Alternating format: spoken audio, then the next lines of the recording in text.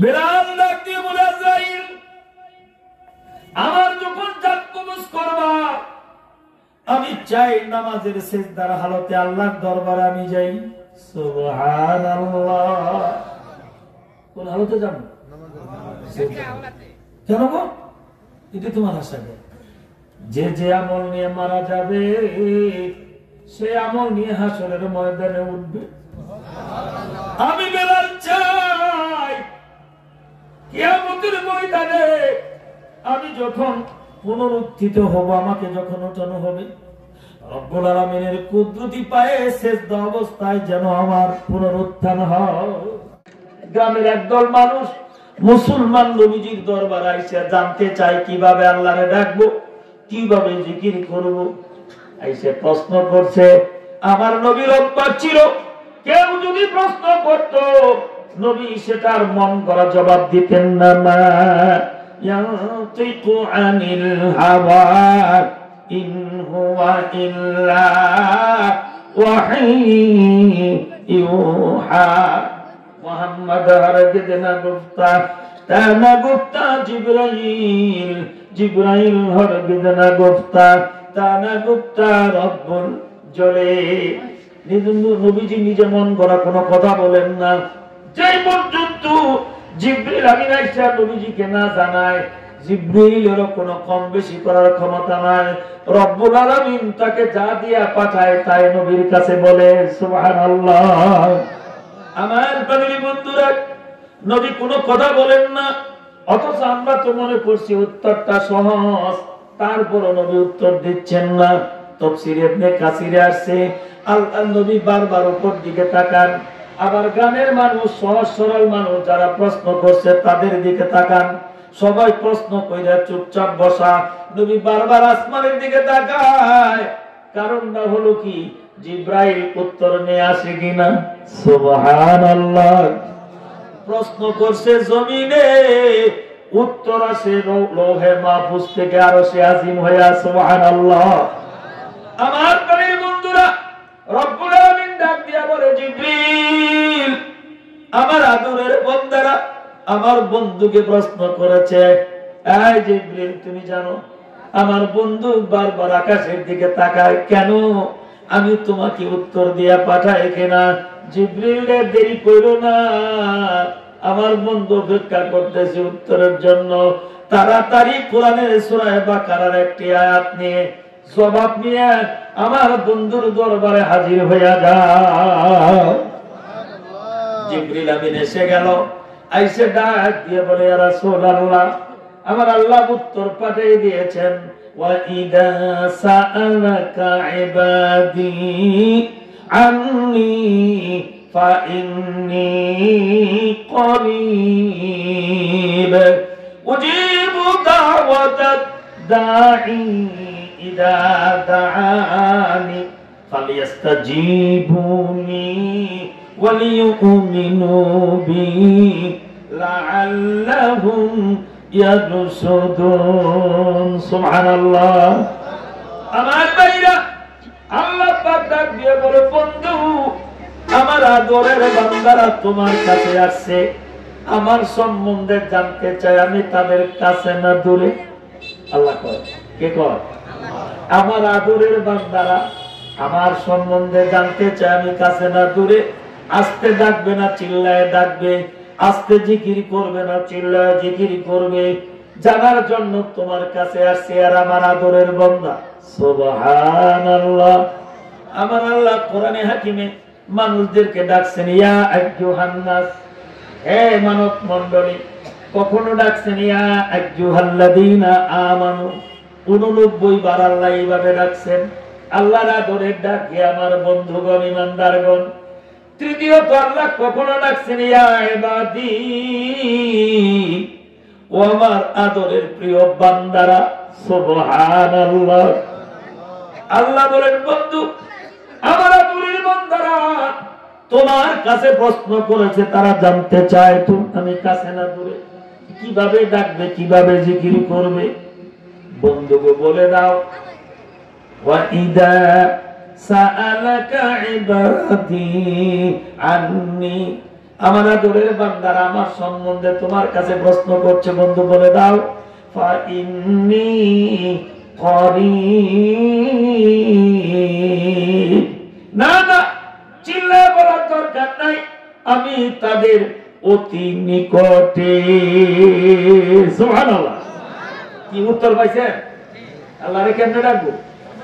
গোপনে ডাকলেও শুনবে, দূরে ডাকলেও শুনবে, কিন্তু আল্লাহ দূরে আসতে ডাকলে শুনবো না, এই ধারণাটা ঠিক না। এই ধারণাটা কি না? আল্লাহ বলেন আমি তোমাদের অতি নিকটে। কারীব ইসমে ফাইল মুবালাগার সিগা সুপারলেটিভ ডিগ্রি, খুব কাছে আমি তোমাদের। কেমন কাছে? আল্লাহ এইবার বলতেছেন আজকের আলোচনার মধ্যে, ওয়া নাহানু আকরাবু ইলাইহি মিন হাবুলিল ওয়ারিদ। বান্দা আমি তোমার কত কাছে জানো? তোমার গর্দানের মোটা রোগটা, এই শাহরুখটা যার উপরে মাথা বর করে আছে, এই শাহরুখটা মোটা রোগটা যত কাছে, আমি আল্লাহ তত কাছে না। আকরাব ইসমে তাফজিল, তার চেয়ে অনেক বেশি কাছে। সুবহানাল্লাহ। এই রোগটা আমার যত কাছে, আল্লাহ আমার তার চেয়ে কতক্ষণ আরো বেশি কাছে। এটা সমান না তো, এর চেয়েও। আল্লাহ কি সুন্দর করে বলেন, উজিবু দাওয়াতাদ দাঈ।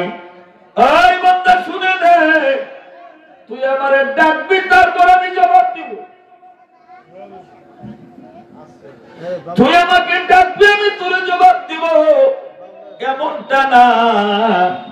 ডাকার আগে আমি প্রস্তুত থাকি। সুবহানাল্লাহ। আপনি কল করছেন, একজনের কাছে মোবাইল করছেন, আপনি মোল্লার কাছে মোবাইল করছেন, মোল্লা সাহেব বাথরুমে গেছে জরুরি কাজে, নামাজ পড়তেছে, মোবাইল ধরবে না। আছেন, উনি রুমে আছেন, কিন্তু অফিসিয়াল এমন একটা কাজে ব্যস্ত, মোবাইল ধরার সময় এখন নাই। অথবা মোবাইল ধরবেন, তাহলে কি করে? সেটটা হাতে নেওয়া লাগবে, রিসিভ বাটনে চাপ দেওয়া লাগবে, তারপরে কানের কাছে নেওয়া লাগবে। কথাটা ঠিক কিনা? তাহলে আমার কল আগে না তার প্রস্তুতি আগে? আমি কল দিলাম আগে না সে রিসিভ করার জন্য প্রস্তুতি নিল আগে? কল দিলাম আগে। কথাটা বুঝছেন তো? আমি কল দিলাম আগে, তারপরে রিংটুন বাজবে, ধরলেও ধরতে পারে, না ধরলেও ধরতে পারে। ধরলে তো আমার আগে না পরে। কথাটা বুঝছেন তো? আল্লাহ তাআলা বলেন উজিবু দাওয়াতাদ দাঈ।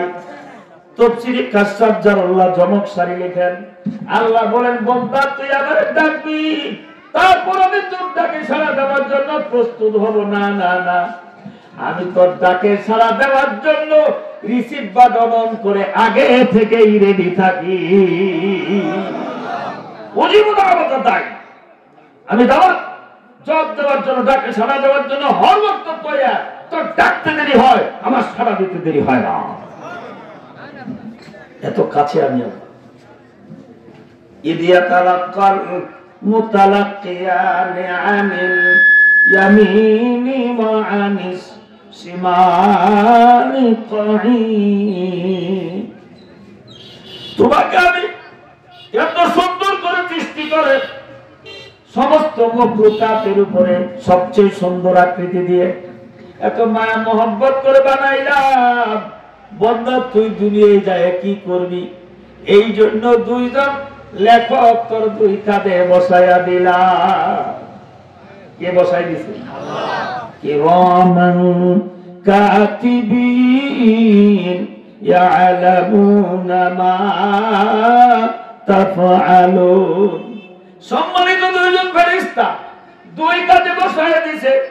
আল্লাহ বলেন ইযিয়া তালাক্কাল মুতালাক্কিয়ানি আনিল ইয়ামিনি ওয়া আনিস শিমালি কাঈদ। তোমার ডান কাঁধে বাম কাঁধে দুইজন সংগ্রহক আমি বসাইয়া দিছি। ইচ্ছা করে করো আর অনিচ্ছায় করো, বন্ধু বান্ধবের চাপে করো আর নিজের ইচ্ছায় করো, যেভাবেই করো না কেন তুমি যা কিছু করছো, যা কিছু বলছো, সব কিছু আমার ফেরেশতারা সংগ্রহ করতেছে। ফেরেশতা দুইটা তো আপনার হুকুমেই চলে, কথা কয় না। কামেরটা করে ফেলাইছেন, ওই যদি করে 10,000 টাকা দিব লিখিস না, মানবো না। বাংলাদেশ ফেরে গুণাটা করে লাইছেন, এক বোতল খালি খাইছেন, কয় আর খামো না, যা তোর 10,000 টাকা দিব না, আজকে ডালে হিস না। কেন? পুলিশ আপনি অন্যায় করছেন, পুলিশ আইছে, পুলিশের কইছেন বাবা মালিকদের ভয় আছে, বাবা টাকা কয় হাজার লাগবো, আমার রেস্ট করিস না, সমাধান আমাদের ইজ্জত আছে, 20,000 মাইরে দিয়েছেন, হয়তো আপনাকে নাও ধরতে।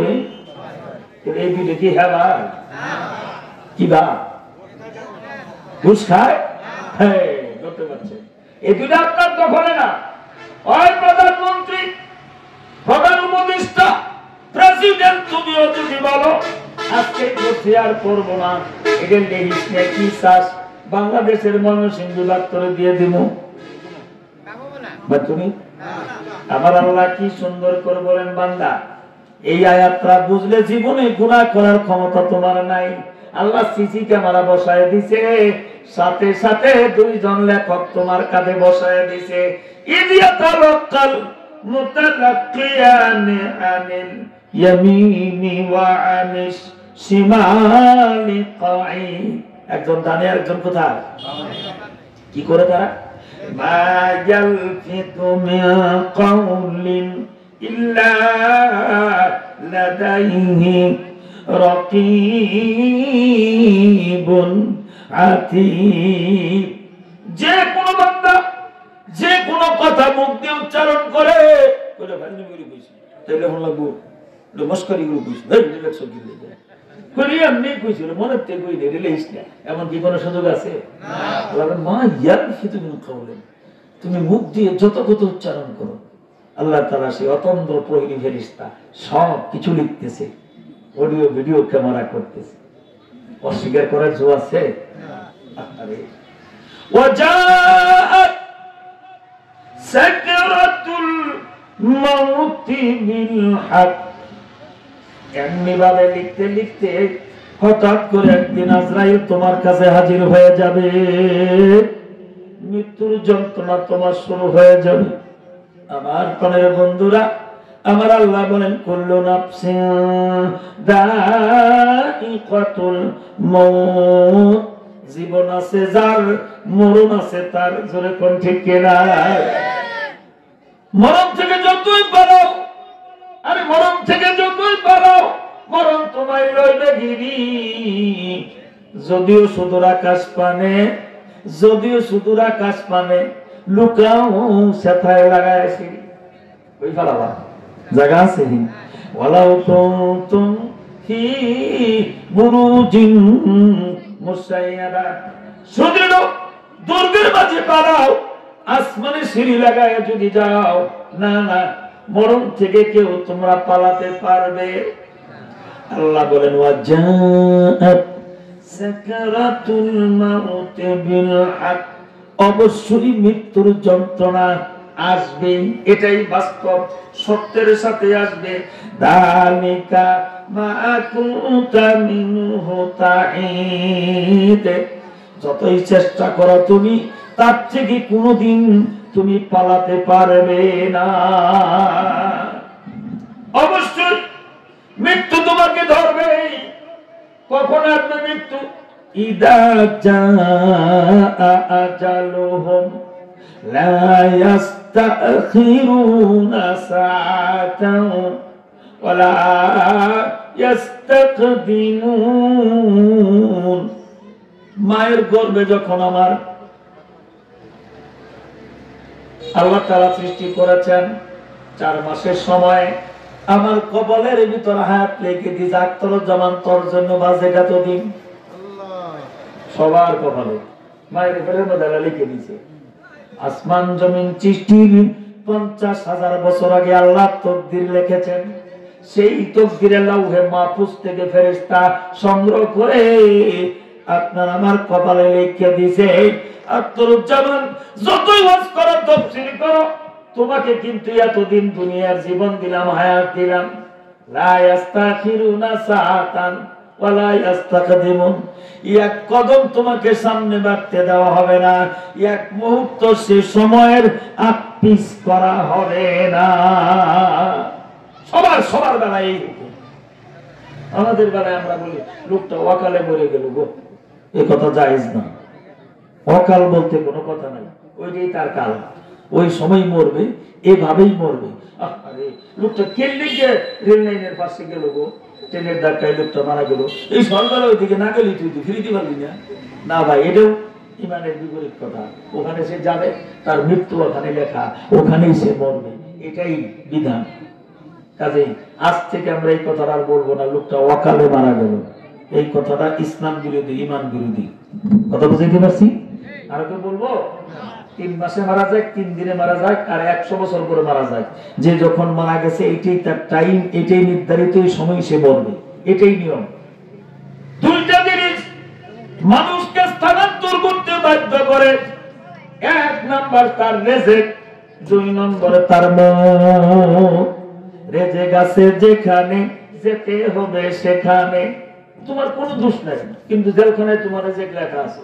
দেখবে একজন মিথ্যা মামলা করছে, যাই তুমি জেল খাটতেছো, হাজারো চেষ্টা করতেছে, জামিন হওয়ার হয় না, কারণ যে কই বেলায় জেলখানায় তার রেজেক আছে ওইটি খাইবে না।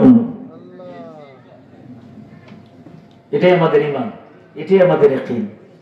যার রেজেক আছে যেখানে, যেতে হবে সেখানে, হাজারো চেষ্টা করো তুমি যেতে পারবে না সৌদি আরব যদি ওখানে তোমার রেজেক লেখা, আর হাজারো খুঁটি ধরে তুমি বসে থাকতে পারবে না যদি হারামাইন শরীফাইনের রেজেক তোমার কপালে লেখা হয়ে যায়। আমার বন্ধুরা, মৃত্যু মানুষকে বাধ্য করে স্থানান্তর হতে। তোমার মৃত্যু যদি লেখা থাকে বঙ্গবন্ধু যমুনা সেতুর উপরে রোড অ্যাক্সিডেন্টে মারা যাবে, এটা লেখা, কোন কাজ নাই। দেখবা তুমি চলে গেছো সেখানে, কোন সিলাই কেন চলে গেছো, ওখানেই আজরাইল তোমার জন্য অপেক্ষা করতেছে। যার মৃত্যু যেখানে লেখা যেতেই হবে সেখানে, যার রেজেক যেখানে লেখা, তাহলে সূত্রটা কি পাই না? 230 মানুষকে স্থানান্তর করতে বাধ্য করে। কয়টা জিনিস? একটা রেজিক আর একটা বউ। বলেন একটা রেজিক। এই জন্য আল্লাহর কাছে দোয়া করতে হয়, আল্লাহ আমাকে ঈমানের সাথে মওত দিও, নেক আমলের সাথে মওত দিও। হযরত বেলাল দোয়া করে, আল্লাহ আমার মৃত্যুটা যেন নামাজের মধ্যে হয়। সুবহানাল্লাহ। কিসের মধ্যে? এত ইবাদত করে বেলাল, বেলালের ইবাদত আসমানে যায়, ফেরেশতারা দেখে পেরেশান, এত ইবাদত করে কাল্লে গোলামটা বেলাল। নবীজি জান্নাতে গেলেন মেরাজে, আইসা বলেন বেলাল আয় আমার কাছে আয়। দৌড়ে আসছে, ইয়া রাসূলুল্লাহ তুই কি আমল করো বেলাল?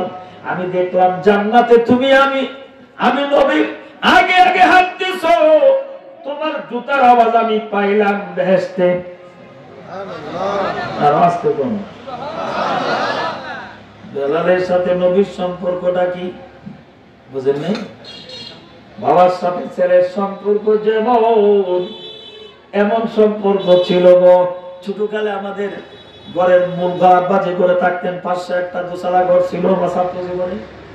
4 ভাইয়ের জন্য 4 কোণায় 4টে টেবিল ভরা, সেখানে বসে পড়তাম। রাতের 11টা পর্যন্ত বেলা দিনে বসে থাকতো। 11টা ঘুমাতে পারবি না, পড়া শেখে ঘুমাবে। কোনো সময় ঘুমো ধরতো, ভাত খাইতে পারতাম না, মা ভাত নিয়ে বই থাকতো, 11টা বাজবে, তারপরে আগে ভাত খেলে ঘুমাই যাবো। এমনও অনেক লাভ গেছে আমাদের। কোনো সময় আব্বা কইছে, এই আমি একটু পাশের বাড়ি গেলাম, ঘুমাইতে পারবি না কিন্তু, আমি এক নেতার বলি কই গেছে গা। আমরা 4 ভাই মিলে গল্প করা শুরু করছি, 4-5 থেকে 1 ছবির উপরে বইয়া 4 ভাই গল্প করতেছি। হঠাৎ করে আব্বা আইতেছে, আমার ছোট ভাই বিসিএস ক্যাডার ডাক্তার, যেটা উটির পাইছে। আব্বার পায়ের আওয়াজ শুনলাম, অন্ধকার মহিষার রাত, আব্বা তো বাইরে দিয়ে আইতেছে, আমরা 4 ভাই ঘরের মধ্যে দরজা দেওয়া কি লাগাই। ও শুনে এর পায়ে আব্বা আইতেছে, কি কইছে দাদা আমারে কয়, দাদা কয় দাদা আব্বা আইতেছে। জিন্নি কইছে 4 ভাই দৌড়ে যায়, যার টেবিলে বইয়া হুমায় পড়া শুরু করছে। তাহলে বাপের আধার আওয়াজ ফুলায় জানে, কথা বুঝাইতে পারি। বাপে কিভাবে আনে এটা স্ত্রী জানে, স্বামীর আধার আওয়াজ স্ত্রী জানে। বাড়ি বাড়িতে আপনি স্ত্রী টের বাইরে আমার স্বামী আসতেছে, এটা অন্য মানুষ। কথা কোন ঠিক কিনা? আরেকদিনের মাদুর বাজার গেছি দাম নিয়ে, তখন তো আমাদের শনি মঙ্গলবার জামালপুর রানীগঞ্জ বাজার, আর রবিবার বুধবার মাদুর বাজার ছাড়া আশপাশের কালীবাড়ি বৃহস্পতিবার সোমবার আর কোনো বাজার ছিল? এই বাজারগুলি আমাদের একমাত্র ভরসা। এখন তো সকালে বিকেলে দুপুরে রাতে 24 ঘন্টা মুড়ে মুড়ে বাজার, ঠিক কিনা? তো আরেকদিন আমি বাজারে গেছি ধান নিয়ে, ধান বিক্রি করতে একটু দেরি হয়েছে। ধান বিক্রি করে বাজার টাজার করে আসতে রাতে 8টা বেজে গেছে মাদুর বাজার থেকে আসতে। আম্মা আব্বা দুইজনই পেরেছেন, ছাত্র মানুষ, আমি গেছি পড়ার ক্ষতি হইতেছে সন্ধ্যাবেলা। আমি বাইরে দাঁড়িয়ে দাঁড়াই সারতে পারিনি, আব্বা ডাক মারছে, আক্তার আইছো? জি আব্বা।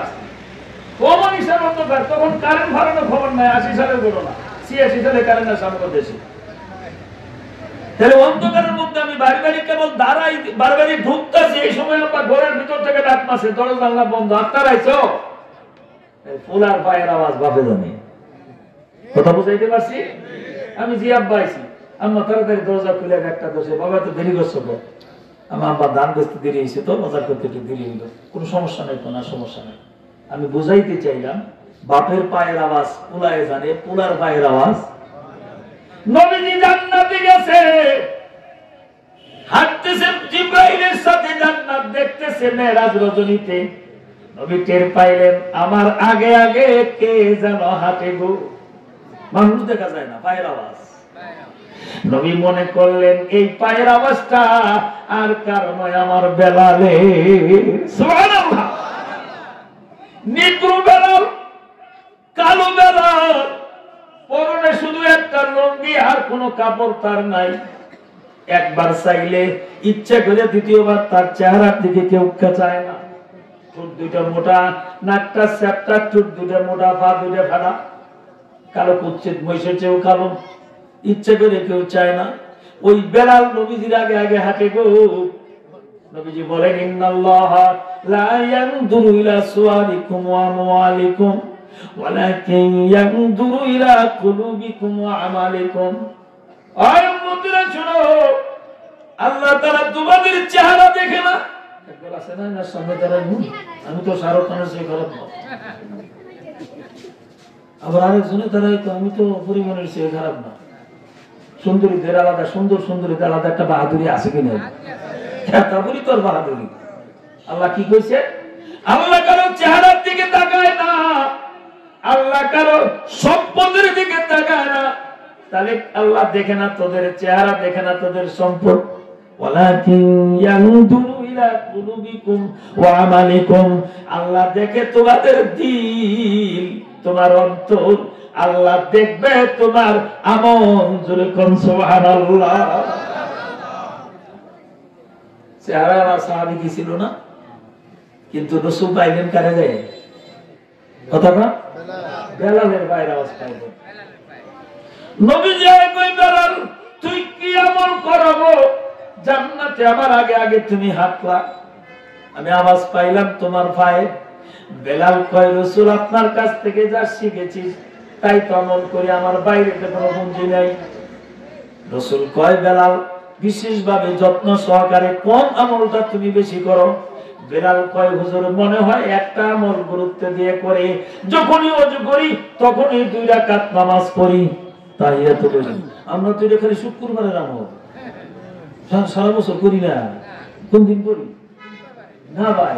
যখনই ওযু করবে তখনই 2 রাকাত নামাজ, যখনই মসজিদে ঢুকবে যদি মাকরুহ না হয় সময় থাকে তখনই 2 রাকাত নামাজ। এটাই নবীজির সুন্নাত।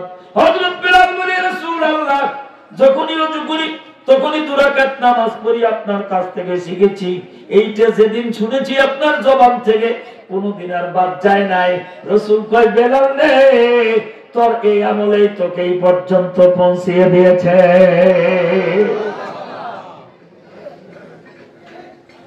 সেই বেলালের কাছে আসছে হযরত আজরাইল, কয় আল্লাহ আমার একটু বেলালের সাথে দেখা করতে দিবা।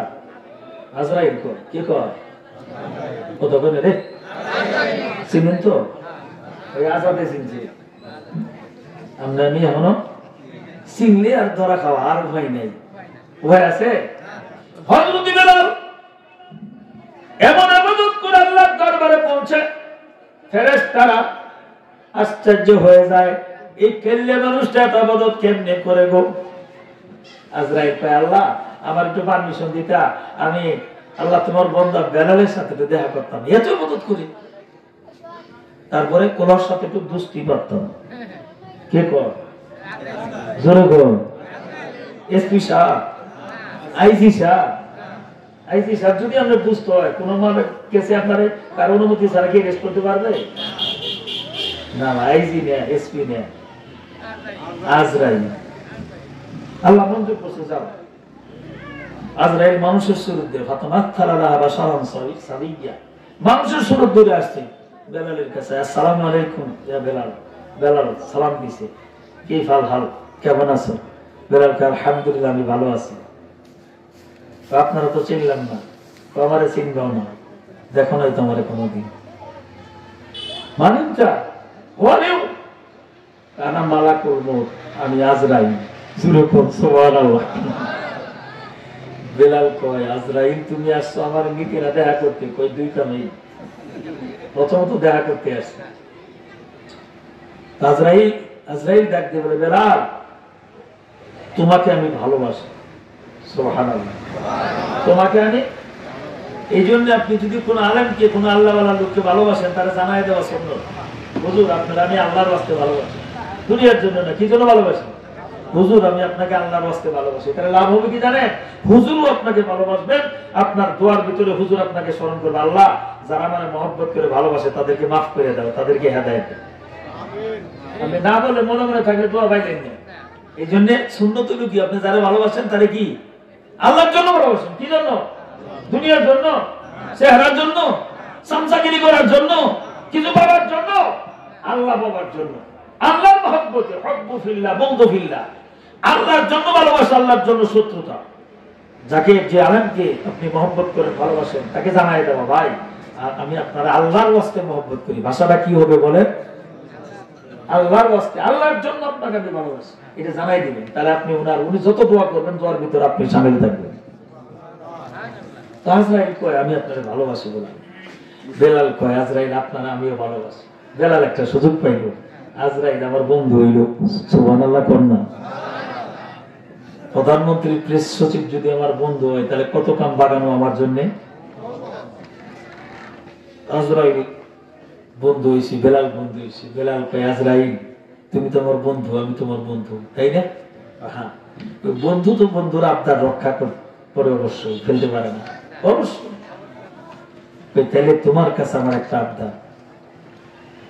আজরাইল কয়, কিসের আবদার আবার? বেলাল ডাক দিয়ে বলে, আজরাইল আমার যখন জাত কবজ করবা, আমি চাই নামাজের সিজদার হালতে আল্লাহর দরবারে আমি যাই। সুবহানাল্লাহ। কোন হালতে যাব?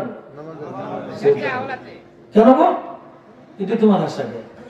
যে যে আমল নিয়ে মারা যাবে, সে আমল নিয়ে হাসরের ময়দানে উঠবে। আমি বেলাল চাই কিয়ামতের ময়দানে আমি যখন পুনরুত্থিত হব, আমাকে যখন ওঠানো হবে, রব্বুল আলামিনের কুদরতি পায়ে সিজদা অবস্থায় যেন আমার পুনরুত্থান হয়। আমি 2 রাকাত নামাজের নিয়ত করব। প্রথম রাকাতের নিয়ত করে কেরাত পড়ব, রুকু করব, সিজদা করব, আমার গায়ে হাত দিতে পারবে না। তুমি বন্ধু, তোমার কাছে এটা আমার আবেদন। দ্বিতীয় রাকাতে দাঁড়ায় কেরাত পড়ব, রুকু করব, আমার গায়ে হাত দিবা না। দ্বিতীয় রাকাতে প্রথম সিজদা শেষ করব, আমার রূহ কবজ করতে পারবে না।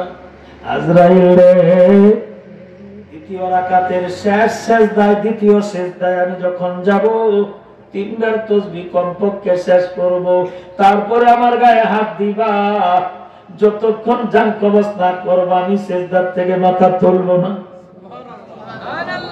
আজরাইল তো টাকায় করে গেছে, এটা মঞ্জুর করার ক্ষমতা আজরাইলের আছে। আজরাইল আল্লাহর কাছে আপিল করেছে, রব্বুল আলামিন তোমার বান্দা, আদরের বান্দা বেলাল এমন একটা আবেদন করেছে, আল্লাহ আমি তো জবাব দিতে পারছি না, আল্লাহ তোমার পারমিশন চাই। রব্বুল আলামিন ডাক দিয়ে বলে, আজরাইল রে, বেলালের আবেদন আমি আল্লাহ মঞ্জুর করে নিলাম। আজকে আজাদ আমাদের সামনে মাদ্রাসার কালেকশন করতে গিয়ে মারা গিয়েছে। হযরতে বেলাল সিজদার হালতে মারা গেছে। আজাদকে যেন আল্লাহ কবুল করে কিয়ামতের ময়দানে এই কোরআন শরীফ যেন তার পক্ষে সাক্ষ্য দেয়। কোরআনের মাদ্রাসার কালেকশন করতে গিয়ে তুমি মরেছো, কোরআন তোমাকে সুপারিশ করে যেন জান্নাতে নিয়ে যায়। জোরে জোরে কোন আমিন।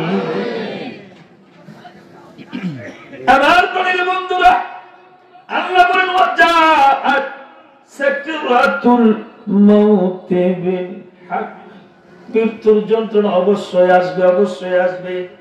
যালিকা মা কুনতা মিনহু তাহিদ, ওয়া এমন গো তার থেকে তোমরা কেউ পালাতে পারবে না। হযরত মুসা আলাইহিস সালামের মৃত্যু হচ্ছে, জিজ্ঞেস করা হলো আল্লাহর নবী মুসা আপনার কেমন লাগতেছে? আল্লাহর নবী মুসা আলাইহিস সালাম কয়, জীবিত একটা মানুষকে তরবারি দিয়ে টুকরা টুকরা করে মাটির সাথে মিশিয়ে দিলে তার কি কষ্ট হবে গো? আমার মনে হয় তার চেয়ে কোটি গুণ কষ্ট বেশি হইতাছে গো। আবার জিজ্ঞেস করছে, হুজুর আপনার এখন কেমন লাগে? আল্লাহর নবী বলে, চুলার উপরে কড়াই দিয়া সেখানে তেল গরম করে টকবক করে তেল লাগাইতেছে, এমন সময় জীবন্ত একটা পাখি যদি তেলের মধ্যে ফেলে দাও, ওই পাখিটার কি কষ্ট হবে আমি বলতে পারছি না। মৃত্যুর যন্ত্রণা এর চেয়েও হাজার গুণে কঠিন। ইব্রাহিম খলিল আলাইহিস সালাতু ওয়াস সালামের মৃত্যুর সময় জিজ্ঞাসা করেছে, আল্লাহর খলিল আপনার কেমন লাগতেছে? কাইবা তাজিদ। ইব্রাহিম খলিল কয়, একটা জীবিত বকরি পায়ের দিক থেকে চামড়া ছিলে যদি মাথা পর্যন্ত তার চামড়াটা ছিলানো হয় কত কষ্ট হবে গো। জবাই করে নাই, জীবিত বকরিটা পায়ের খুরের থেকে চামড়া খুইলা খুইলা মাথা পর্যন্ত নিয়ে আসলে জিন্দা বকরির যত কষ্ট হবে গো, আমার মনে হয় তার চেয়ে কোটি গুণ কষ্ট হচ্ছে মৃত্যুর যন্ত্রণা। লোহার শলাকাগুলো পেটের ভিতরে ঢুকাই দিয়ে বর্ষির মতো শলাকা শরীরের ভিতরে ঢুকাই দিয়ে যত রগ আছে, রেশা আছে, শিরা আছে, প্রত্যেকটা শিরার বর্ষির কোয়াল লাগাইয়া উল্টা ভাবে মুখের দিকে টেনে বের করলে তোমার যত কষ্ট হবে গো, মৃত্যুর যন্ত্রণা তার চেয়েও কোটি কোটি গুণ কষ্ট গো। মাত্র কয়েকটা উদাহরণ দিলাম, এটার বাস্তবতা বুঝাবার ক্ষমতা পৃথিবীর কারো নাই। আমার আল্লাহ বলেন, ওয়াজাআত সাকরাতুল মাউত বিল হক, মৃত্যুর যন্ত্রণা তোমাকে অবশ্যই ধরবে, আসবে সত্যের সাথে। যালিকা মা কুনতা মিনহু তাহিদ, এর থেকে তুমি পলায়ন করতে ভাবতে পারিবা না, কেউ পারে নাই, তুমিও পারবে না। হ্যাঁ ভাই, একটা মৃত্যু আছে যার যন্ত্রণা কত সহজ। ছোট্ট একটা পিপিলিকা তোমারে চিমটি দিলে যেমন ব্যথা হয়, মৃত্যুর যন্ত্রণা এর চেয়েও কম হবে গো। রাসূল বলছেন, যে ব্যক্তি আল্লাহর দ্বীন আল্লাহর জমিনে কায়েমের জন্য জীবন দিয়ে শহীদি মরণ মরতে পারবে গো। শহীদি মরণের মৃত্যু তোমরা দেখলে ফাঁসি কাস্তে ঝুলালো, তোমরা দেখলে ক্রস ফায়ার করলো, তোমরা দেখলে বাস পার করে তার দেহটা ছিন্ন বিচ্ছিন্ন করে দিল। না না না, তার মৃত্যুর যন্ত্রণা কত হালকা। পিপিলিকা কামড় দিলে যত ব্যথা পায় মানুষ, ছোট্ট পিপিলিকায়, ক্ষুদ্রতম পিপিলিকায় চিমটি দিলে যত ব্যথা লাগে, শাহাদাতের মরণের ব্যথাটা তার চেয়েও হালকা। সুবহানাল্লাহ। আমার ভাইরা, হযরত সুমাইয়া রাদিয়াল্লাহু তাআলা আনহার ঘটনা খুলে দেখেন। ফেরাউনের স্ত্রী আসিয়া যখন মুসা আলাইহিস সালামের সেই মোকাবেলাকারী জাদুকরদের সাথে কালেমা পড়ে মুসলমান হয়ে গেল, ফেরাউন তাকে নানাভাবে বুঝায় পারল না। এবার মিশরের মরুভূমি উত্তপ্ত বাড়ির উপরে চিৎ করে শোয়াইয়া পিঠের উপর, বুকের উপরে বিরাট বড় পাথর চাপা দিয়া আসিয়াকে বুঝাইতেছে, আসিয়াকে শাস্তি দিতেছে, আসিয়াকে চাবুক মারতেছে। প্রত্যেকটা চাবুকের আঘাতে আসিয়ার শরীরের মাংস চর্বিগুলো ছিটে ছিটে খসে খসে পড়ছে। সারাদিন শাস্তি দেয়, যেই জল্লাদ পিটাই গো, কিছুক্ষণ পিটানোর পরে রৌদ্র সহ্য করতে পারে না। তাফসিরে মাঝারি আল্লামা সানাউল্লাহ পানিপতি লেখেন, তাকে রাইখা যখন চলে যায়, একটু রেস্ট নিতে যায় ছায়ায়, এই বিরতিকালে রহমতের 4 জন ফেরেশতা জান্নাতি চাদর ধরে আসিয়ার উপরে ছায়া দেয়। একদিন, 2 দিন, 3 দিন শাস্তি দিয়েছে। ফেরাউন বিকাল বেলা বোঝে, আসিয়া আমি হইলাম মিশরের রাজা, তুমি রানী, আমি হইলাম সম্রাট, তুমি হইলে সম্রাজ্ঞী, আমি হইলাম কি বন্ড খোদা, তুমি হইলে তার খুদি। জোরে কন্যা বুঝিলা, খোদার স্ত্রীকে কি কইবেন জানি না, আমি কথার কথা কইলাম। তো তুমি এই কষ্ট করে আমার বরদাস্ত হয় না গো, মুসার কালেমা ছাড়ো, আমার খোদা বলে মানো, তোমার আবার করে তুলে আমি আগের শোক দিব। আসিয়া কথা কয় না, বারবার জিজ্ঞেস কয়, আসিয়া কি কও? আসিয়া কয় লা ইলাহা ইল্লাল্লাহু মুসা কালিমুল্লাহ। ফেরাউন শেষ পর্যন্ত আসিয়ার বেলায় জল্লাদের বলল, আগামী দিন একটা বড় পাথর উপরে ঝোলাবি, বিশাল বড় একটা পাথর উপরে ঝোলাই রাখবি, নিচে আসিয়ার মরুভূমির উত্তপ্ত বালির উপরে শোয়াই রাখবি। আমি এসে জিজ্ঞেস করবো, আসিয়া বলে না ছাড়বি কি ছাড়বি না, যদি ছাড়ে তো ভালো, আর না ছাড়লে পাথরটা ছেড়ে দিবি ওর মাথার উপরে, মাথা থেতলে ছিন্ন ভিন্ন হয়ে যাবে, জীবনের সাথে মিটিয়ে দিব। শেষ দিন এই চক্রান্ত করে তাফসীরে আসছে, জল্লাদেরা বিশাল আকৃতির একটা পাথর উপরে ঝোলাইছে, সারাদিন পিটাইছে। সন্ধ্যাবেলায় ফেরাউন এসে জিজ্ঞেস করে, আসিয়া রে খবর কি? আসিয়া উপর দিকে তাকায় মুস্কি হাসি দেয়ার পর, আলহামদুলিল্লাহ আলা কুল্লি হালিম লা ইলাহা ইল্লাল্লাহ মুসা কালিমুল্লাহ। ফেরাউন পাথরটা মারবে, আসিয়া মুস্কি মুস্কি আসতেছে। ফেরাউন তো, এই পাথর মারলে তোর অবস্থা কি? ওই জানি। হাসতেছ যে? তাহলে শোনো, উপর দিকে চাই হাসতেছ, কি দেখতেছ? আসিয়া ডাক দিয়া বলে, ফেরাউন দে, তুই আমারে মারতেছ, করে না বড় বড় দে ঈমান আর অপরাধে মারতেছ। শোনো, এই মুহূর্তে রব্বুল আলামিন আরশে আজিম থেকে আমাকে ডাক দিয়েছে, ইয়া আসিয়া উনদুরি ইলা মাকাদিকি ফিল জান্নাহ। আসিয়া রে, জান্নাতে তোর জায়গাটা দেখে নে। ফেরাউন জুলুম নির্যাতন করে থেকে মারছে, তার বিনিময়ে আমি তোকে নগদ জান্নাত দিব। উপর দিকে তাকা, দুনিয়ার থেকে জীবন দেওয়ার আগে জান্নাত এক নজর দেখে নে।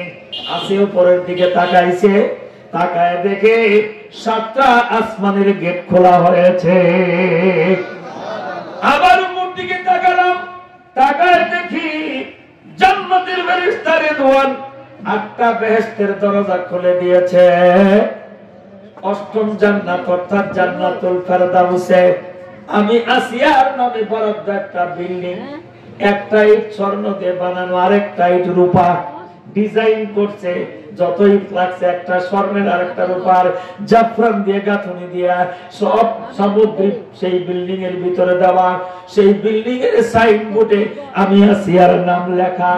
ওই দৃশ্য দেখতেছি আর মুস্কি মুস্কি হাসতেছি। এমন সময় ফেরাউন কয়, জল্লাদের পাথর সার। পাথরটা আসিয়ার মাথা স্পর্শ করার আগে আল্লাহর হুকুমে আজরাইল আসিয়ার রূহটা কবজ করে জান্নাতে পাঠিয়ে দিয়েছে।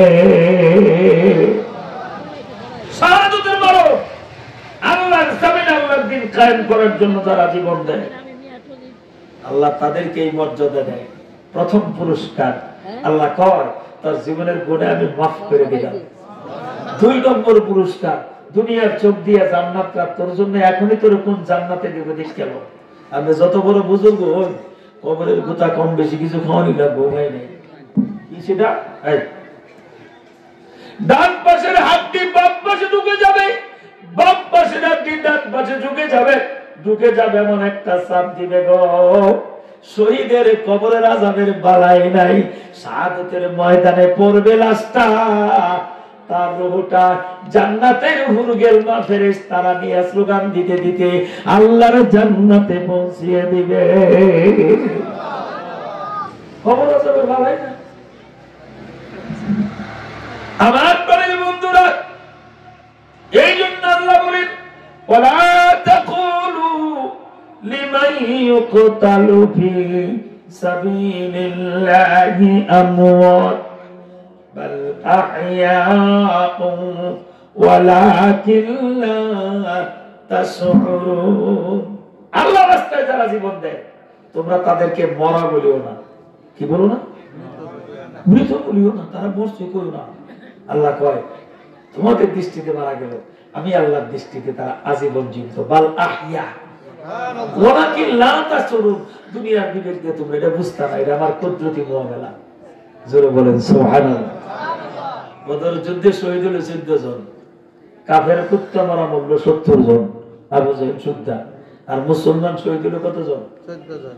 আরে তাফসীর ইবনে কাসির আসছে 14 জনের লাশ নিয়ে তার আপন জনরা কাঁদতেছে, আরে আমার বাপ মরছে, কেউ কয় আমার ভাই মরছে, আরে আমার ছেলে মরছে, আরে আমার চাচা মরছে, আরে আমার স্বামী মরছে, মরছে মরছে মরছে সবার মুখে এক কথা। তখন আল্লাহ আয়াত নাযিল করলেন ওয়ালা তাকুলু লিমান ইউকতালু ফি সাবিলিল্লাহি আমওয়াত। আল্লাহর দ্বীন কায়েমের জন্য, কোরআনের শাসন সুন্নাহর শাসন কায়েমের জন্য যারা জীবন দেয় তাদেরকে তোমরা মৃত বলো না, বাল আহইয়া, বরং তারা আমার কাছে আজীবন জীবিত। সূরা আলে ইমরান আসছে আমি আল্লাহ তাদেরকে জান্নাতের রিজিক দিয়ে ফেলি। সুবহানাল্লাহ। তাদের ওটা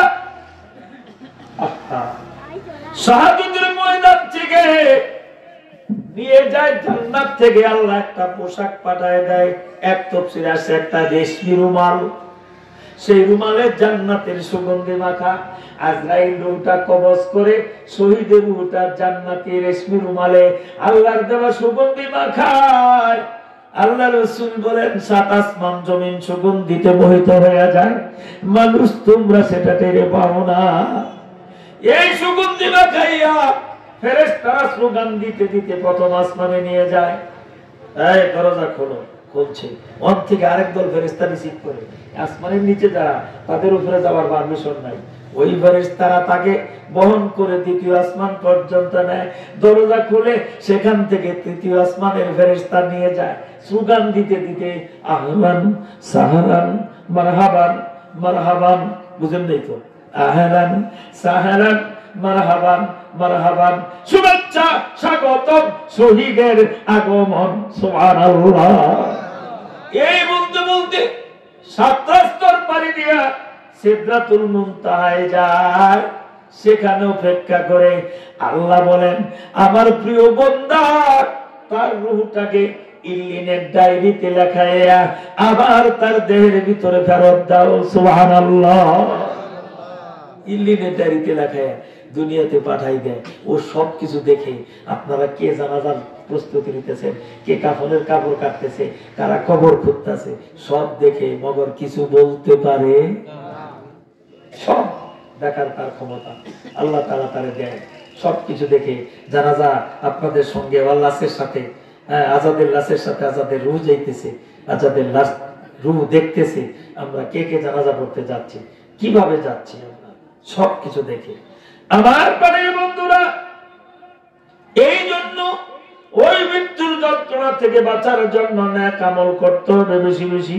সবচেয়ে কপাল ভালো যদি আমরা নিয়ত করতে পারি আল্লাহ মরণ দিবা তো দিবা, এমনি ক্যান্সার হইয়া এমনি স্ট্রোক করে মরার দরকার নাই।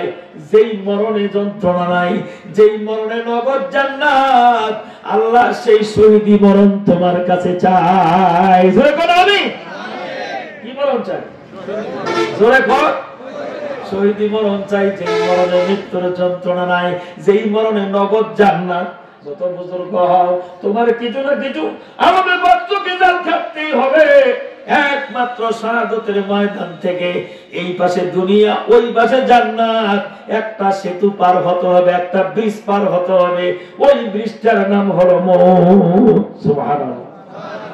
আল্লাহ আমাদেরকে এমন মৌত দেয়, জোরে কোন আমি। আমার প্রাণের বন্ধুরা, আল্লাহর জমিনে আল্লাহ দিন কায়েম হোক, এটা আমরা চাই, জোরে কোন চাই। এই জন্য আমরা সব সময় থাকবো কোরআন সুন্নাহর পক্ষে, জোরে বলেন কার পক্ষে থাকবো, আরো জোরে কোন, কোরআন সুন্নাহর পক্ষে থাকবো।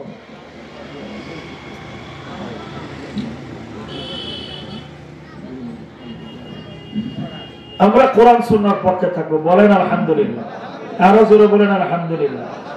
আমাদের সৃষ্টি করেছেন তিনি, সংবিধান পাঠিয়েছেন তিনি, এই কোরআন শরীফ পড়বো, বুঝবো, কোরআন যারা বুঝে তাদের নেতৃত্বে কোরআনওয়ালাদের সঙ্গে থেকে কোরআনের রাজ বাংলাদেশে কায়েম হোক।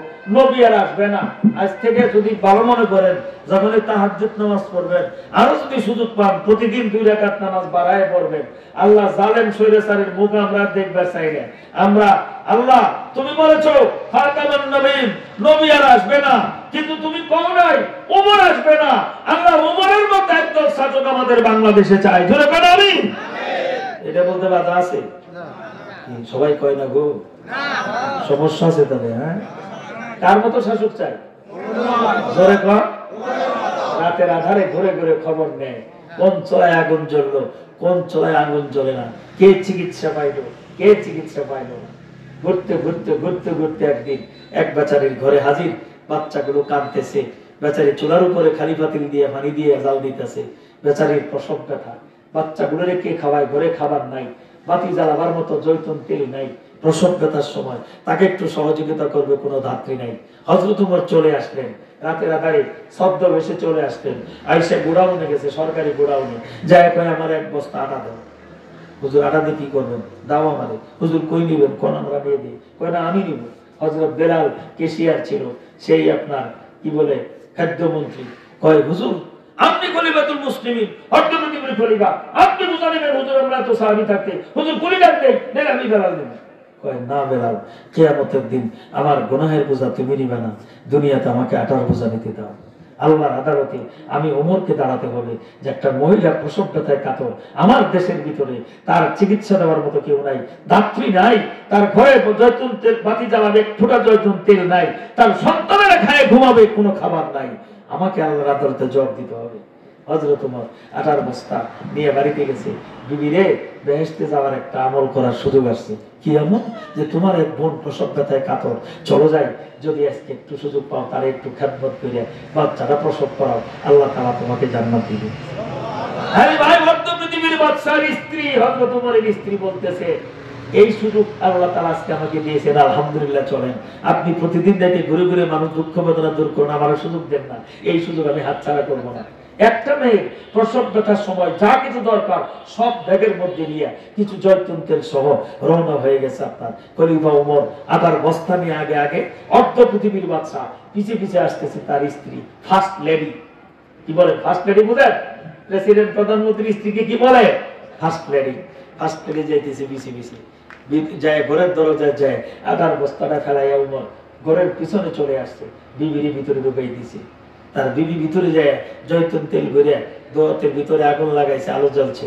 এইবার তাড়াতাড়ি উঠি বাইর করিয়া আটা বানাইয়া চুলার ভিতরে পাতিলের মধ্যে ভাইজা ওই মেয়েটাকে খাওয়াইছে। বোন, তুমি তো গর্ভবতী, সন্তান প্রসব করবে, প্রসব ব্যথা, সন্তান প্রসব করতে প্রচুর শক্তি লাগে, তুমি কিছু খেয়ে নাও। মেয়েটার রুটি খাওয়াইছে, তার বাচ্চাগুলো রুটি খাওয়াইছে, বাচ্চাগুলোর ঘুম পাড়াইছে। কিছুক্ষণের ভিতরে প্রচন্ড প্রসব ব্যথা শুরু হয়ে গেছে। খলিফাতুল মুসলিমিন আমিরুল মুমিনিন ওমরের স্ত্রী সেই সন্তান খালাস করে ওমরকে ডাক দিয়া বলে যে একটা ছেলে সন্তান জন্মগ্রহণ করছে, চাঁদের চৌকট ফুটে বাইরে ওমরের হাতে দিল। ওমর তার ডান কানে আযান, বাম কানে ইকামত দিয়ে দিল। জোরে সোরে কোন সুবহানাল্লাহ। আমার পাড়ার বন্ধুরা, ওমর ঘরের পিছনে লাল দাগ দিয়ে আসলো। প্রতিদিন লোক পাঠায় খোঁজ খবর নিত মহিলার অবস্থা কি। ওই সেবা করে তার স্ত্রী সহ ওমর চলে আসতেন প্রতি মাসে মাসে তার বাড়িতে আটার বস্তা এবং ওই কয়জন অসহায় ফ্যামিলি চলার জন্য যা দরকার ছিল সব রাষ্ট্রীয় বাজেটের অন্তর্ভুক্ত করে তার বাড়িতে পৌঁছানো হতো। It is called Islam, that is complete code of life. এই হলো আমাদের ইসলাম, পূর্ণাঙ্গ জীবন বিধান। খোলাফায়ে রাশিদার তরিকা হলো এটা। রাতারাতি কয়েকজনে মিলে রাষ্ট্রের সম্পদ প্রচার করে বেগম পাড়ায় বাড়ি বানাবে, সুইস ব্যাংকে কোটি কোটি টাকা জমা করবে, আমার দেশের মানুষ সেই সুবিধা থেকে বঞ্চিত করে। এটার নাম ইসলাম নয়। সম্মানিত দিনী ভাইরা, এমন সুযোগ যেন বাংলাদেশ আর কেউ না পায়। রাষ্ট্রের সম্পদ রাষ্ট্রের জনগণের জন্য আল্লাহ তাআলা দান করেছেন, সবাই যেন ভোগ করতে পারে, এই সুযোগটা আমরা সামনে নিব। দিন ইসলামের পক্ষে থেকে, কোরআনের পক্ষে থেকে রাজি আছেন তো? লিল্লাহি তাকবীর, কোরআন সুন্নাহর আলো, হাত তুলে কোরআন সুন্নাহর আলো, সংসদে জালো, আল্লাহ কবুল করে। জোরে বলি আমিন। বহু মতবাদ আমরা দেখেছি, একটা বার দেখবে চাই কোরআনের আলোকে, কোরআনের বিধানকে। আল্লাহ তাআলা আমল করার তৌফিক দেয়। জোরে কোন আমিন।